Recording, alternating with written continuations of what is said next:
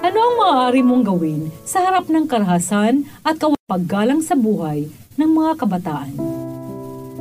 Mapagpalayang araw ng Huwebes, ginigiliw kong kapanalig, ika-28 ngayon ng Disyembre.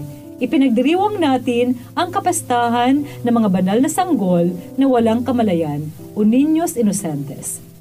Alalahanin natin sa panalangin lahat ng mga sanggol sa buong mundo, lalo na ang mga pinagkaitan ng pagkakataong mabuhay dahil sa aborsyon.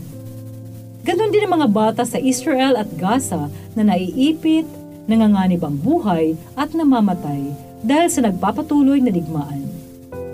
Ako ay Sister Lines ng Daughters of St. Paul. Pakinggan na natin ang tagpo ng pagpakita ng anghel kay Jose sa panaginip at sinabihan siyang itakas papuntang Ehipto ang kanyang mag-ina, na siyang tema ng ating mabuting balita.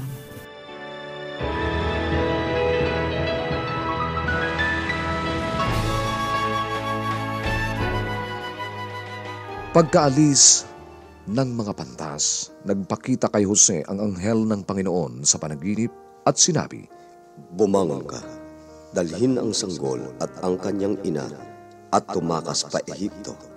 Manatili ka roon hanggang sa tawagin ko kayo. Hahanapin nga ni Herodes ang sanggol para patayin." Bumangon si Jose at nang gabi ring iyo'y dinala ang sanggol at ang ina nito pa Ehipto.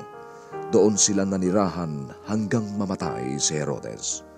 Sa ganito natupad ang sinabi ng Panginoon sa pamamagitan ng mga propeta, "Tinawag ko ang aking anak mula sa Ehipto." Nagalit naman si Herodes nang malaman ito na napaglalangan siya ng mga pantas.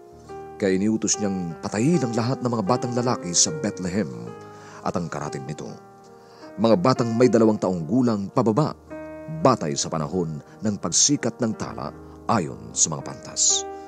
Kaya nagkatotoo ang sinabi ni Propeta Jeremias, "Narinig sa Rama ang pagtangis, iyakan at malakas na panaghuyan.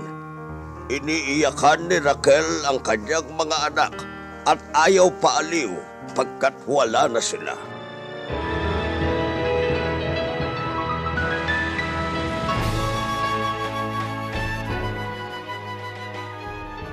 Kumusta po ang Pasko ninyo? Naway naging masaya ito at payapa kasama ng inyong pamilya at mga mahal sa buhay. Umawit ang mga anghel noong unang Pasko ng luwalhati sa Diyos sa kaitaasan at kapayapaan sa mga taong may mabuting kalooban.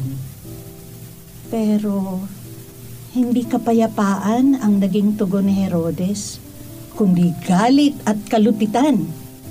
Ipinapatay niya ang lahat ng batang lalaki sa Bethlehem at sa palibot nito mula sa gulang na 2 taon pababa. Hindi ba ganyan din ang nangyayari ngayon? Habang pinagdiriwang natin ang kapanganakan ng prinsipe ng kapayapaan, libo-libong mga bata ang namamatay sa Israel at sa Gaza dahil sa digmaan. Tinig ng pananangis at ng malakas na panaghoy ang maririnig doon. Maraming tao ang nagdurusa dahil sa maling paggamit ng kapangyarihan. Kapanalig, anong nararamdaman mo sa pagkakataong ito? Nakikita mo ba ang kawalang katarungan sa mundo sa paligid mo?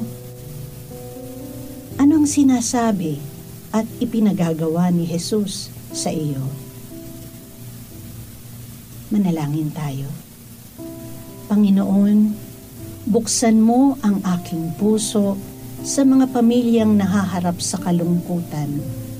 Gabayan mo ako upang magbigay ng saya sa gitna ng kanilang luha at nang masumpungan ka ang Emmanuel, ang Diyos na lagi naming kasama. Amen. Mga kapanalig, support Pauline's online ministry. Subscribe, like, and follow us on Facebook, YouTube, Instagram, Twitter, TikTok, Spotify, Google, and Apple Podcast. Maraming salamat po.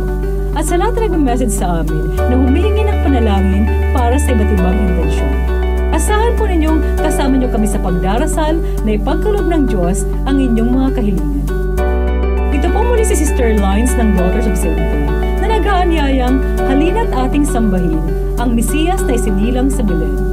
Diyos na tao, prinsipe ng kapayapaan, walang hanggang amay, ating papurihin.